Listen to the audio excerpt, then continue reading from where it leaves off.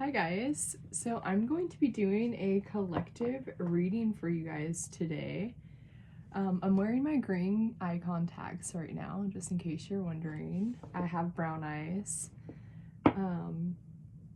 So yeah, we're gonna go ahead and get a reading started for you guys. So what does the collective who's watching need to know right now for their highest timeline? What do they need to know for their highest timeline? One more.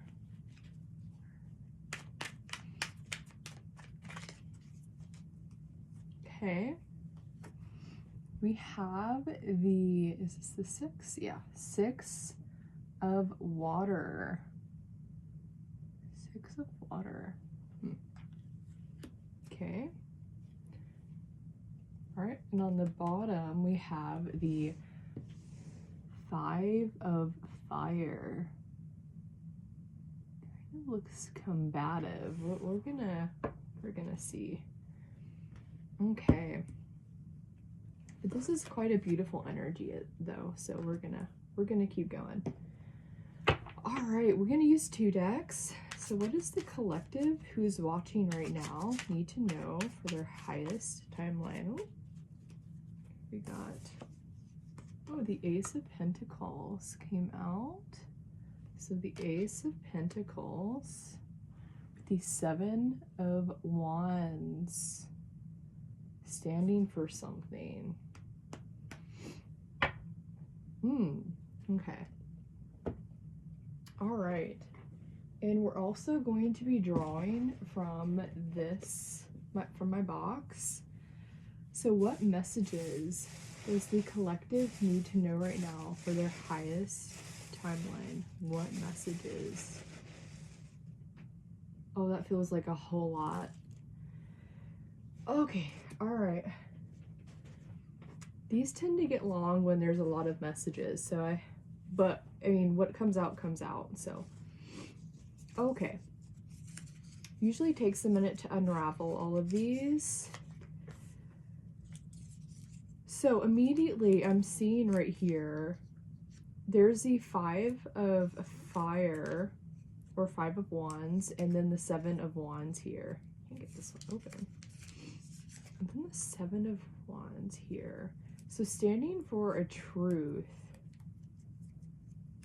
that maybe others don't quite understand or agree with, because we have this like combative energy, which is in the same suit, which can be about competition and actual fighting. These guys look like they're like about to beat each other up, or even just like standing in each other's face, showing their power, maybe trying to discourage the other. Standing for a truth though, standing passionately for something. Okay. All right, then we have these other 2 energies, the 6 of water, which now I'm being drawn to. Hold on, let me put this down. She's holding this like little, she's holding like a necklace or a locket. And it kind of reminds me of the Ace here, kind of glowing. Giving something? She looks more like she's giving something than receiving it. Giving this, whatever this is. We'll figure out what this is in just a minute. Giving an Ace of Earth, a gift, resource.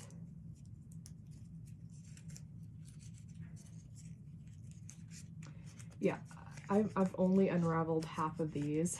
That's why I normally do this before like a reading, but for the collective readings, like I wanted to kind of just do everything from scratch, because I know people like to see how the alchemy, the messages, the cards come together.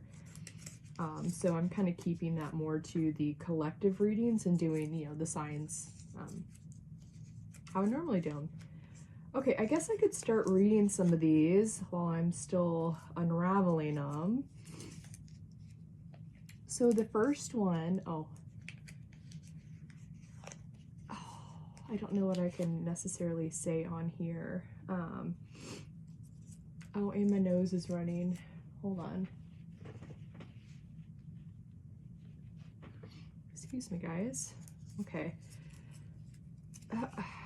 I'm gonna just go ahead and say it. I hope it's okay. To call cold a villain mid-play. It's from a poem I wrote, which we have this like this kind of energy going on. One of these could actually be like a true villain, and like there's like, I guess you could say the hero. We'll keep digging into this, but to cockhold a villain mid-play. Interesting. Okay. And then we have fridge, to freeze something. It's so to cockhold a villain mid-play and fridge are both falling right underneath this, which there's all this fire, maybe like cooling something down, maybe seeing the truth of it. Maybe there's just a lot of like passionate, like aggressive energy here that needs to kind of cool down, maybe to see a clearer picture. Okay. I'll unlock every atrophied part. This is from another poem of mine, a love poem.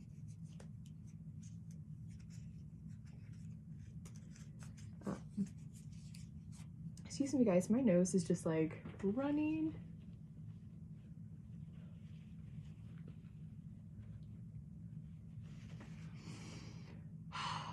It is that time of the year. I apologize. Okay, I'll unlock every atrophied part. Yeah. Okay, we're just gonna read them out first and then I'll get more into everything, okay? Because this could go different directions right here, especially with this like villainy thing here. I want to see what this is first. Okay, then we have Druid. Then we have Hermione. 1910s music, Tinkerbell, foodie, display stand, and then I have a brand name of something artistic that I'm creating, so I'm not going to say it out loud. You could just say like a flagship, creating something big, like a business. But like a design within a business. You could even say like a brand name within an already bigger brand name. Okay. New healing techniques, suffix, bread, and Holy Land, which interesting, Holy Land also is in the same poem as to cockhold a villain mid-play. This has come out several times in the last like 2 weeks from this poem, so I feel like I'm going to go ahead and read this at some point soon since I keep seeing it here, and clearly 2 things from my poem is right here. So, and then a different poem, but that's different. Okay, so to cockhold a villain mid-play, I kind of already went into that a little bit in the fridge part, so let's get back to I'll unlock every atrophied part. So this is about love and evolving. And about knowing how to investing in a partnership, every aspect of a partnership. To me, it's about monogamy. This could represent something different for you, but it's about investing in someone, like traditional partnership, like it's me and you till the end, and I will do whatever it takes. I will unlock whatever like atrophied parts, like whatever, wherever your blockages are, wherever mine are, like being willing and open to commit to that with someone. Like we are willing to do whatever it takes to make this partnership beautiful, to make it into the things that I can imagine, who I know I can be within a partnership. And knowing like two people have invested in this together. Like, even you could even say like calling in that kind of partner for yourself if you're not already in a partnership. Calling in that kind of partnership for yourself. Like, clearly when you're evolving and you are becoming something and you know the person that you are, you know more about what you deserve. You know the kind of person, even if you're not there yet, you have like you're becoming something. You know who you're wanting to become. You know your capabilities. You know your potential. And it's doing everything that you need to create that for yourself. Which means you also like have this which means you're also calling in a partnership. If this is like platonic, even, I'm not gonna like just put it specifically into romantic, but like just like, you know what you deserve, you know where you're going, you know your potential, you know what you're wanting to create. So you also know the kind of partner that you're needing, the kind of partner who also has that like same level of commitment, willing to do whatever it takes to unlock every atrophied part. And that just means like blockages, the things like you even shut off when like you were like 5 years old, trauma, getting through that, allowing a partner into those spaces to work with you into those vulnerable places, someone that you can deeply trust, ride or die, you and me till the end. I'm willing to do whatever it takes to make this everything it can be. Having something like that, knowing that about yourself, knowing what you need from another person, like, I'm willing to do that for you. I need someone who's willing to do that for me. Okay, then we have Druid. So Druid, this is pagan. This is like old Celtic, Gaelic, I believe, right? Celtic and Gaelic, or is it just Celtic? Might just be Celtic, actually. Whichever it is. Druids, kind of like crone energy, crone pagan energy. Very earthy, has learned a lot from their experience, has gone through many different lessons to have the knowledge and wisdom that they have, understands their spiritual relationship to the land, to earth, really within all energies, all elements, like with their mind, with their passion, with their emotion, with their earth. Yeah, it's crone energy, which means it's gone through many, many different lessons to have the wisdom that it has. Okay. Then we have Hermione, which Hermione is from Harry Potter, Hermione Granger.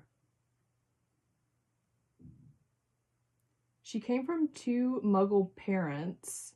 I remember that was like a big deal with like the purebloods. They didn't like witches that came from Muggle parents. They felt like they were dirty blood.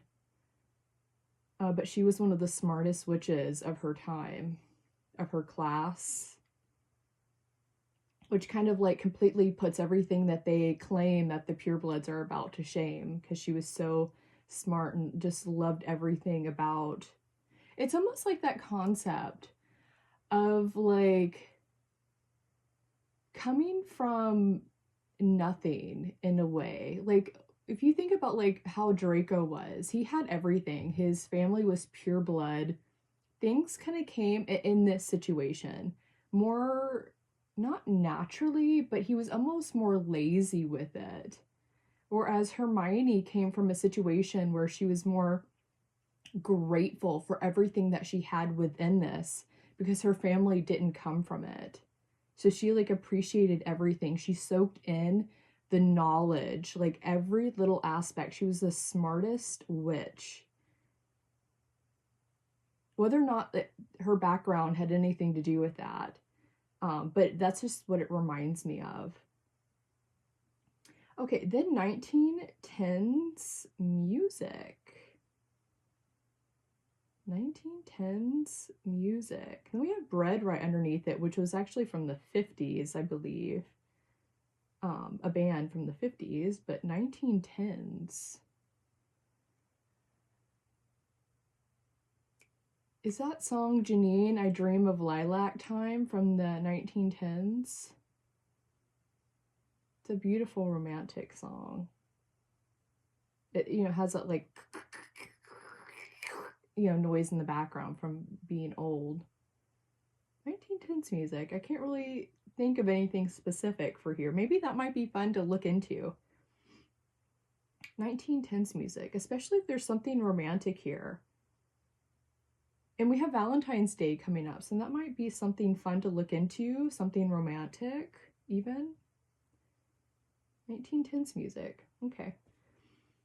Then we have Tinkerbell. So most people know who Tinkerbell is. It's the little fairy that helps Peter Pan. And just recently, I was watching old clips from is her name Mary Martin? I forgot her name, but the Peter Pan movie that was made back in the 60s or was it 50s? 50s or 60s. Mary Martin, she played Peter Pan. That was one of my favorite Peter Pan movies. I have that movie, and growing up, that was the Peter Pan movie that my mom always had us watch.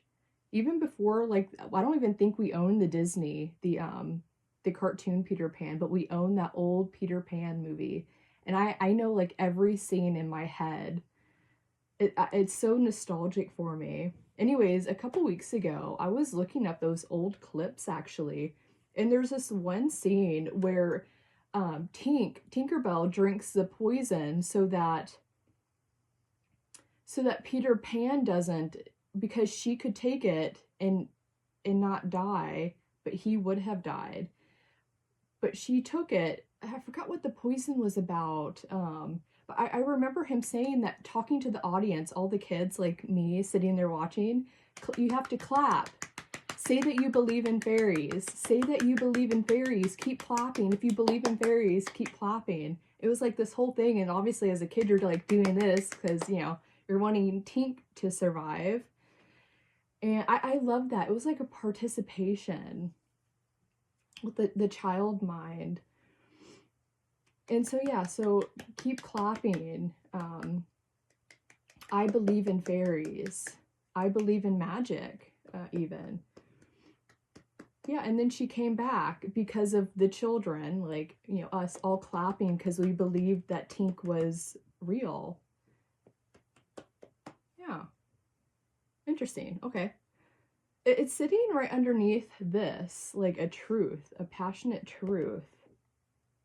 I believe in fairies. I believe in magic. I believe in the magic of, like, even the childlike mind. Like, I love getting into the inner child. It's such a beautiful energy to be in. Even the simple, like, participation as, like, that childlike energy with the movie. Like, I was clapping when I was rewatching the scene. Like, it was just nostalgic for me. It was magical. It, like, created a sense of magic. Okay. All right. Then we have foodie. Foodie. I feel like everyone loves food, especially good food. And this is, foodie reminds me of just like good food. Travel, trying different like foods out. Eating well. Foodie. Okay, we're gonna leave it there for a minute. Oh, my nose is starting to run. Hold on. Okay. All right, so display stand. Display stand reminds me of like when you go to art, like you know, art venues or just like art commissions, is that what it's called?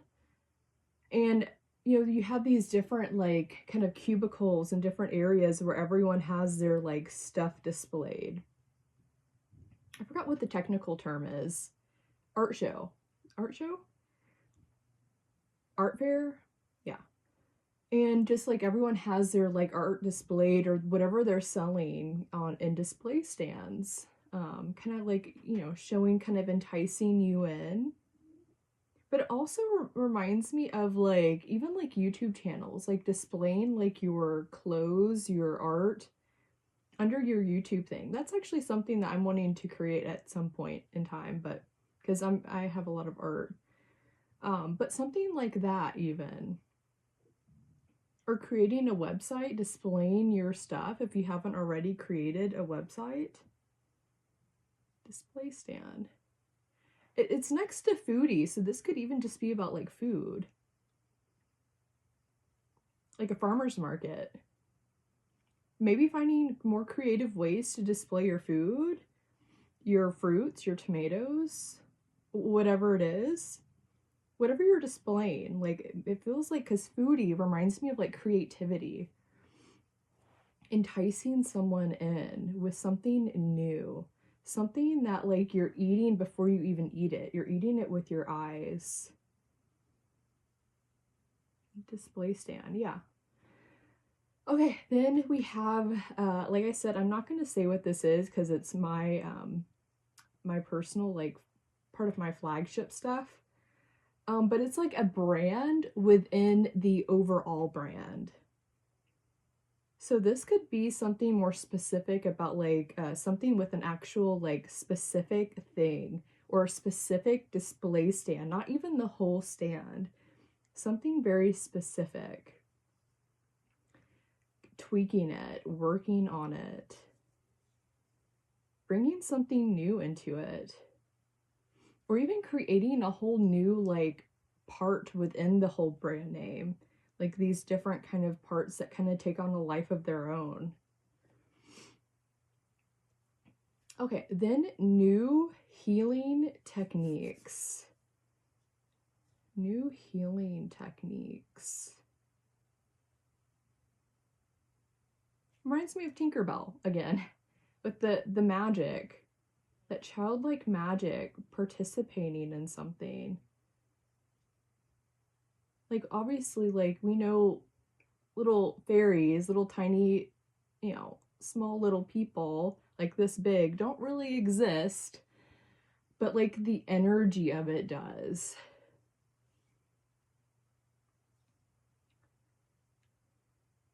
That magic of it, that belief, it just reminds me of like magic, like Christmas movie magic. Even like as a child, like Christmas time was so exciting. All the Christmas movies, that the magic of just like that Christmas movie magic, that's just how I like to say it.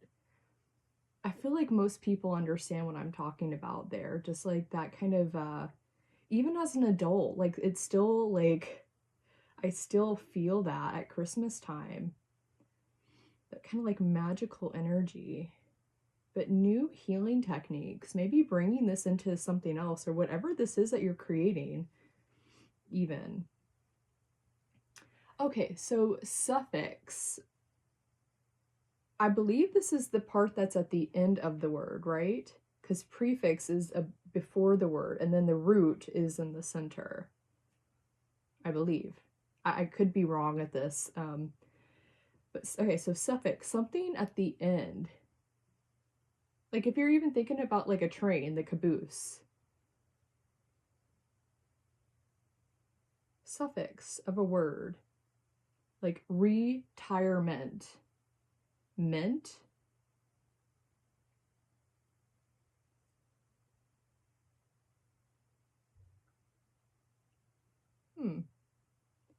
Suffix. Okay, we'll get back to that. We'll see what that's about because I don't know quite what that would be about here. The end of something, the tail of something. Like it's a part of something. Like you can even say about this like art thing or whatever this is over here. It's like the tail of it, but it matters just as much as the rest of the word. It's creating the entire point of the word. It's creating an entire like saying, meaning, definition. Every part of it matters. Every part of it is expressing something. Okay, then we have bread. So this could just literally mean bread, since we're talking about foodie here. Bread. Bread. I know like some people have like, you know, gluten issues. I know like I can't eat a lot of bread because I have issues. So I don't eat pretty much any bread in my life. I do, but it's just like that's what that's reminding me of. Something that some people can eat, but it might be harmful to others. Kind of like peanut butter or peanuts. Reminding me of this Tinkerbell again.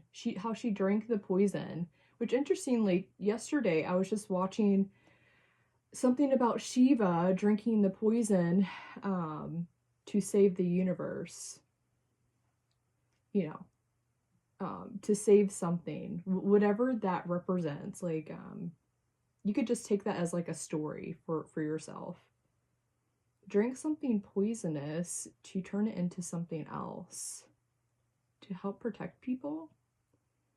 Tinkerbell was protecting Peter Pan. Bread. Eating bread to protect someone? I don't know. We'll get back to that. I don't want to go down a irrelevant tangent. Okay, so Holy Land. This comes back to this very first card. So interesting. They're from the same poem, and they're bookmarking this whole thing. So Holy Land, obviously, like most people kind of more associate that with a place, but like Holy Land, when it represents like you, it's just like sacred land, your sacred energy, the things that you've created from a sacred place out of integrity, from your sacred relationship with whatever you believe in. Holy Land, purified, fruits created from pure soil, purified soil. I'm looking at Hermione here because I don't want that to be confused with like pure blood. Because Hermione, like, you know, she was very, very smart. Pure intelligence. Had a pure drive. I don't want to get into that business of like pure blood. But Holy Land. Creating something medicinal from something what was once like poisonous, like snake energy. Creating medicine from venom. Purifying, like even like purifying the soil, getting all the weeds, the invasive species of like bugs and stuff out of your sacred energy. Purifying. Could be something else. Could be like about a business, like kind of finding where all like the weeds are, like what needs to be plucked, what needs to be more refined. Maybe you don't need so many words. Maybe you just need more, like, if we're thinking about suffix, more poignant words, more full words, and like a shorter, like something that captures someone immediately. Fuller words, a shorter sentence with fuller words.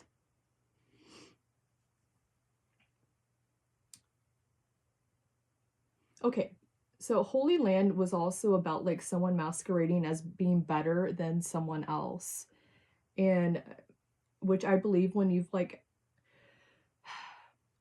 created like this holy land within you, you realize that no one is better than another person. Just everyone. It reminds me, so not judging a book by its cover, because some people, if you think about this, some people go through lessons at very different times in their lives. Some people have to learn these intense lessons when they're 10 years old, but another person doesn't have to learn that lesson until they're 50. You know what I mean? Like, we learn lessons at different times in our life. Whereas this person who learned a lesson at 10 years old, like by the time they're 50, they're very well versed in that energy. Whereas it's very new to the person who is 50 years old. So it just reminds me of like not judging a person by its cover, being open-minded, knowing that people are learning lessons at different times in their life. Holy land, no one's better than another person. No one, like, it just reminds me of people acting more superior than another person based on the knowledge that they feel like is more superior than another person's. Yet you have no clue what that other person has gone through in their life. The stuff that they've learned, the wisdom that they hold might blow you out of the water because you might not have ever gone through that yet. You might learn that in like 5 years and you're already 50 years old, or as they learned it when they were 10. Do you know what I mean? Like, it's like making fun of someone for not knowing something just because you know it. Like, when I was like 20, 21, oh, excuse me, got my nose. When I was like 20, 21, I had these friends who always made fun of me for not knowing what they knew. And it's just like, I know a lot about a lot of other things, but they were like acting like superior because they just like knew this and this because I didn't. You know, like that weird energy. It's like I would never have like made fun of you for not knowing what you don't know. But for whatever reason, this person, it's like because I think like it's like a inferiority thing masking as like superiority, needing to feel more smart, maybe. So when people act more superior than another person, I feel like they're actually revealing their hand as feeling more inferior, like having to put on a show of something bigger, because they're feeling inferior in some way, or they're trying to make they're just trying to appear larger, I guess, for whatever reason that they're doing that. That's what this, like, that poem kind of reminds me of. Yeah. Okay, so to cuckold a villain mid-play. So this is more kind of like, yeah. And if you've ever just like had someone like going around repeating stories about you or creating lies, and you're just like, it, like, why? But like, I don't want to go down that rabbit hole. It's just like, for whatever reason, some people just can't help themselves. It just reminds me of like, some people just love drama. Some people just love, like, you could even say that they're just social butterflies. They need to talk. They need to keep talking. And they don't know when to stop. And sometimes when people act like that, they create and weave stories that aren't true. I've known quite a few people like this. And it just reminds me of like someone showing up as their true authentic self. It doesn't matter if I appear shorter than you, right? Like I am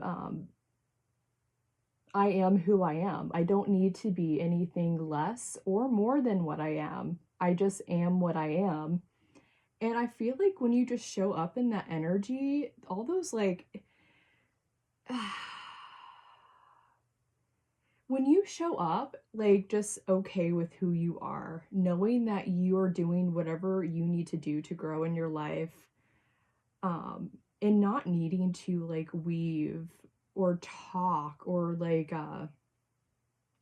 you know, it's almost like creating this energy of like cockholding a villain mid-play, or like getting in front of something. Like, and to me, that's about like spiritual guidance. So that's another thing that actually, that's the biggest part of it. So I lean heavily on my spiritual guidance, especially with like justice. And I just simply ask what I need to, like, just help guide me through the situation, show me what I need to do for my highest timeline, you know, how to navigate through something, through choppy waters. And I just literally trust my spiritual guidance to pull me through, for me to do what I need to do. And it's like this energy of cock-holding a villain mid-play. Like, I feel like whatever you want to call it, God, spirit, the highest intelligence of all that is, energy, it sees all. Nothing is unseen. Everything is seen to whatever degree. And it just reminds me, like, when you're following your spiritual guidance, naturally everything is seen, everything is known. People's intentions are seen. And so when you're following your spiritual guidance, it's naturally going to navigate you through those choppy waters, through whatever projections, whatever bad stuff someone is trying to put onto you that isn't real. Or if something is real, coming out and revealing it, releasing it, sharing it, like whatever that means to you. So yeah, it's about like really trusting your spiritual guidance, not needing to be anything more than who you are. Your holy land is sacred. You don't need to be anything more than you are. You just need to, or whatever, I'm not going to tell you what to do, but just trust in your guidance, trust in your whatever spiritual relationship that you have. Just trust that it's going to navigate you through. Ask the questions that you need to ask. You're going to naturally be navigated through this energy, trying to act more than what it is for whatever reason, which can be hard. Like sometimes when people are actually in like more superior positions, if they're feeling inferior or just they're immature or insecure in some way, they can almost wield their power because of they're sitting up higher than another person, which can be really awkward. But you have to almost just like go with it sometimes and then do what you need to do behind the scenes, you know. Okay.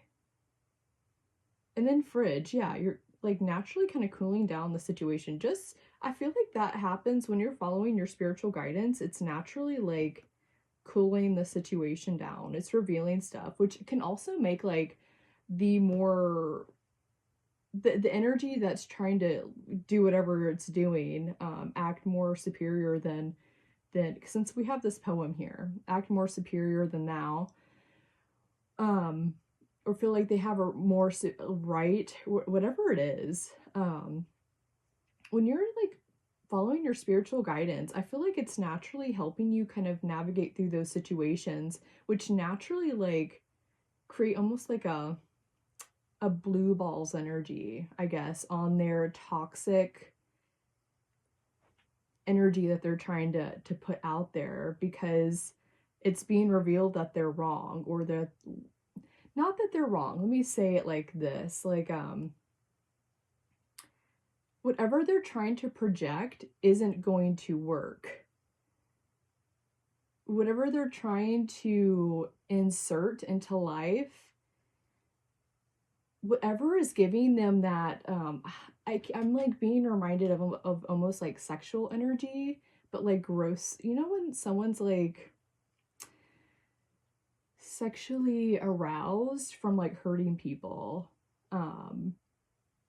it's like creating like that blue ball effect on them when you're following your spiritual guidance, because they can't touch you, they can't harm you in the ways that they're trying to, like that deep inner penetration. Okay. And then we have, I'll unlock every atrophied part. So we go from this gross energy right here to this beautiful energy, which is about pure sexual energy. I'll unlock every atrophied part. This is one of those poems I don't necessarily want to read or share with anyone because it's very personal for me, at least on like a site like this. Maybe at some point I will, but it's just about like yeah, it's very different than this energy, completely opposite to this energy, which is gross because this energy is sitting right next to this pure energy. I'll unlock every atrophied part. That's the healthy version of a connection. So if this is like within like a partnership, this previous energy,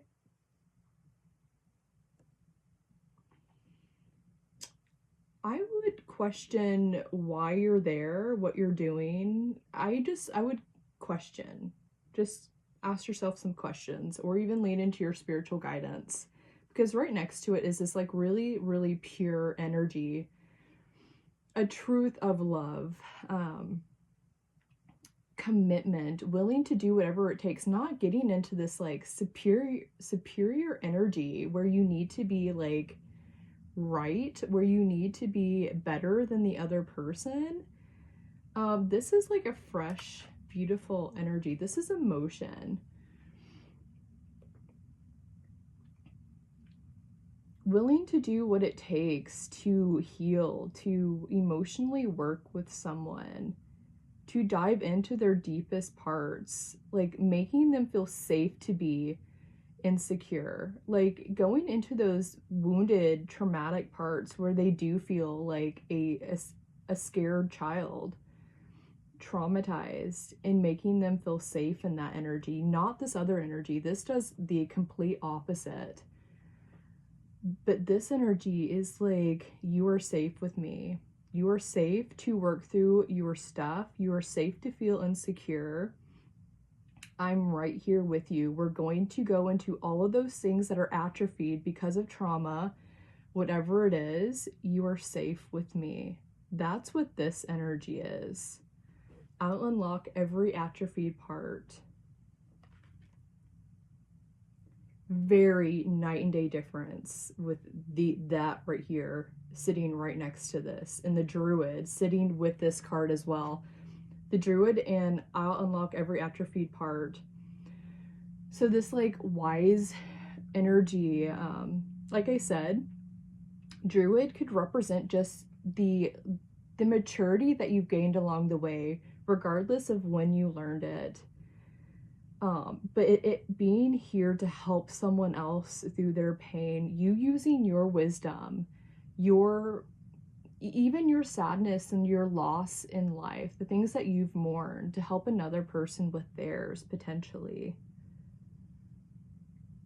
This druid energy, using your wisdom, creating a safe and sacred space.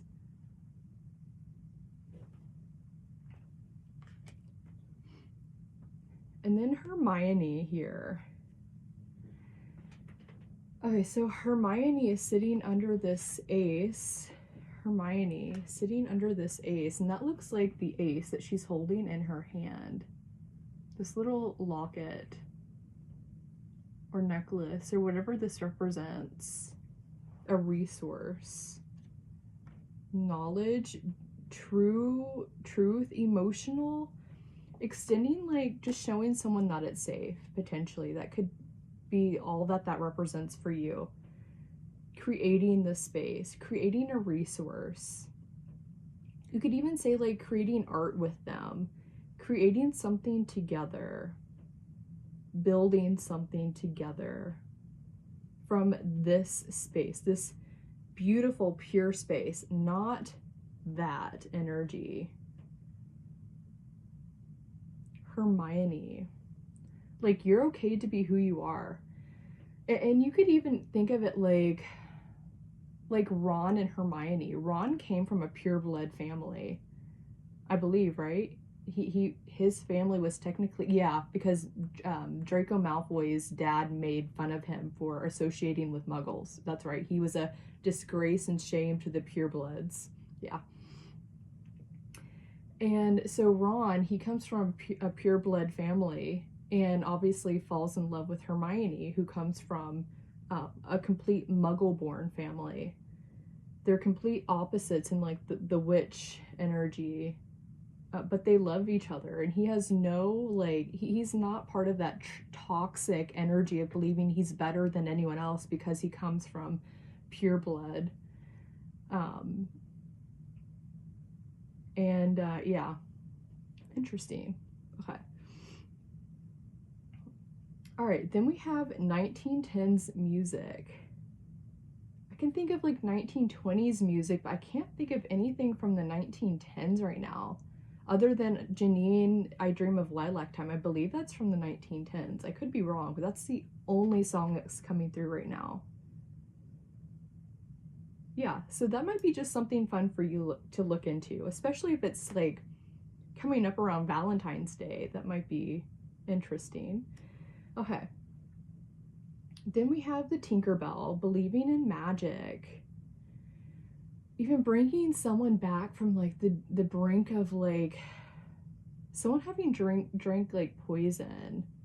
In whatever regards, that could even be with this energy. Maybe someone just made a mistake or learned something because of maybe even the people that they're around.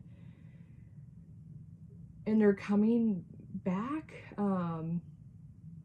I'm just thinking about, yeah, the teen drinking the poisonous energy, which can be toxic energy. And this is like toxicity here. And she's sitting right above Holy Land,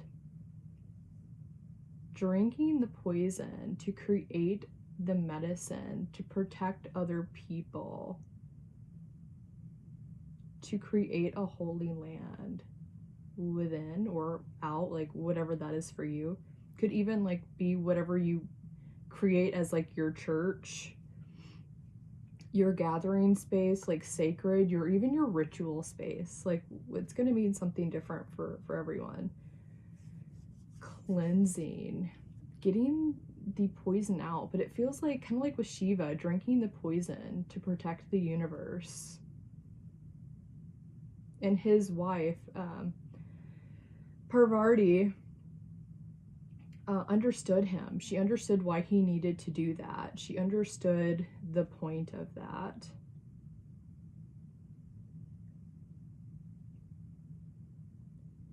Yeah, she understood because he was like this holy land energy within him. So drinking the poison because she knew that he could purify it. And he had a blue throat because of it. I don't know if that's important here. Just we have this blue energy here. Okay, so foodie, good food, cooking for someone, cooking for people. Food is a natural connection between people.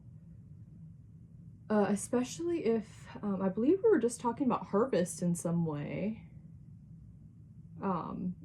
Like presenting your harvest. Like if you could think of like presenting like you've just harvested like a bunch of like fruit or something. The things that you've grown, presenting it to other people, cooking with it, creating new things with it.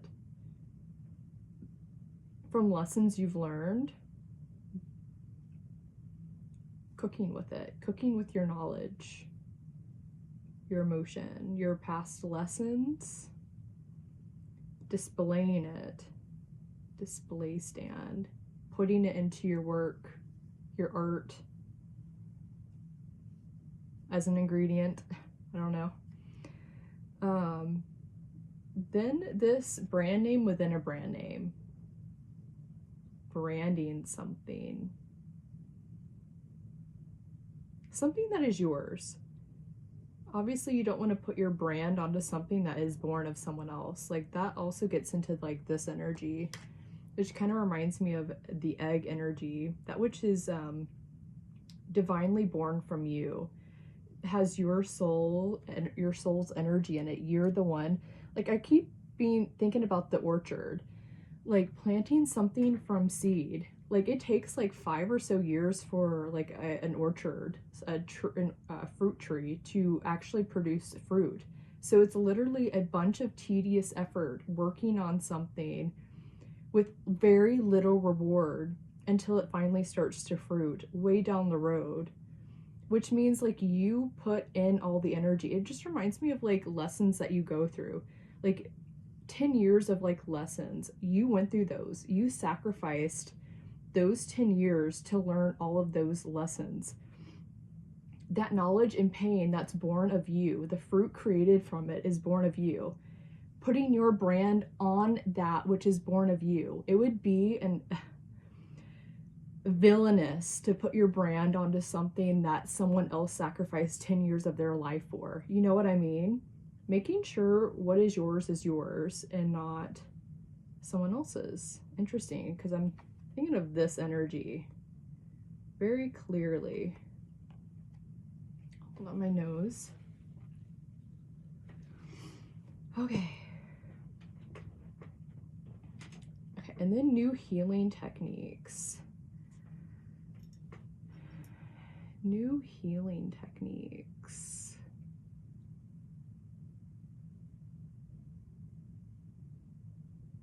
Could even just be about like feeding people, sharing your resource in some way, giving your gifts out in a new way, even rebranding them, creating some kind of rebrand would be healing.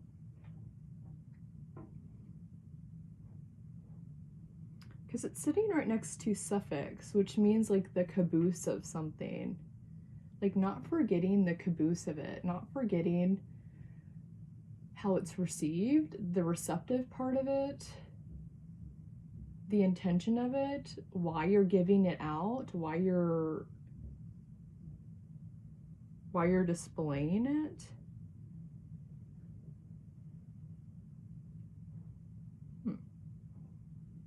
Suffix, it's the whole of it, the whole process, the growing, the harvest, and the reception of it, how it's nourishing other people,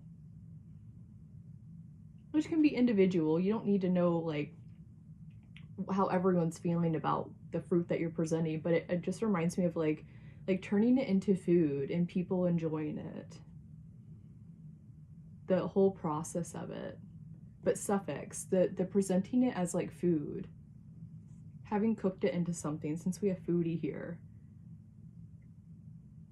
like people just enjoying the whole process of what you've created, or you enjoying the whole process of what you've created, kind of like that final stage, which creates a whole new stage. You know, you just nourish someone's body and they take it onto their own life.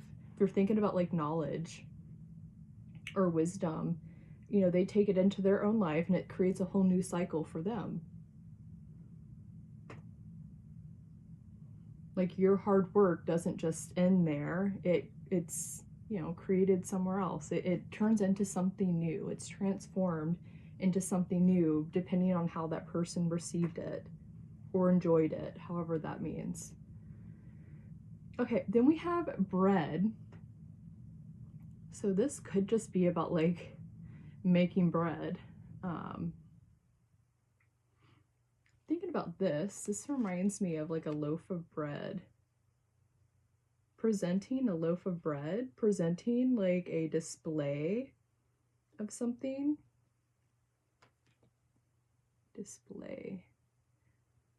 Good bread. I love good bread. Even though I can't really eat a lot of bread, I love a good sourdough bread. It's my favorite when it's like that moist sourdough bread. It is the best bread. There's this woman, I'm not going to get too much into detail, but there's this woman that my mom knows, and she knows that I love her bread, and so she always makes me bread. And God, it's just so good.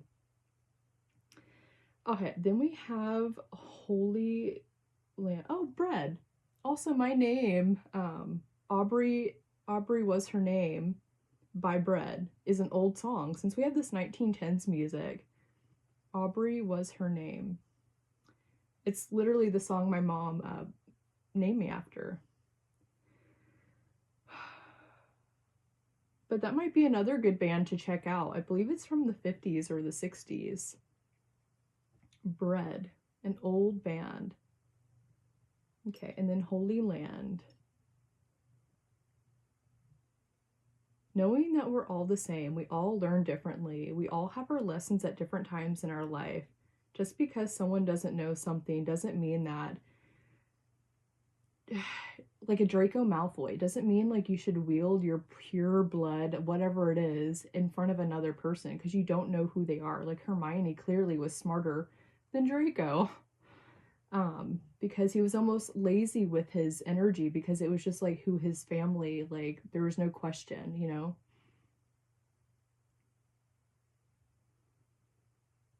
Yeah, just understanding people learn things at different times in their life, not criticizing someone for not knowing what they don't know. Helping someone learn. If they don't know something and they're open to learn about it, help them learn. Don't make them feel bad for just now learning it. Like if you learned it when you were 10 years old and they're just learning it now, like when they're 50, like not making them feel bad about that. Like we all learn things at different times in our life when it's called upon for us to learn it, you know? Okay.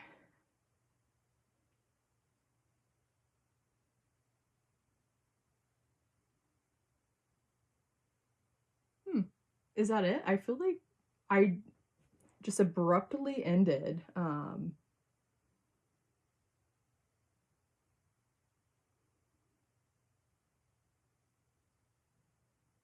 Okay, yeah. I don't see, I feel like I got everything out of it. I squeezed everything out of it that I can see right here. Okay. All right, I hope that helped you in some way. And yeah, good luck, and I will see you next time. Bye.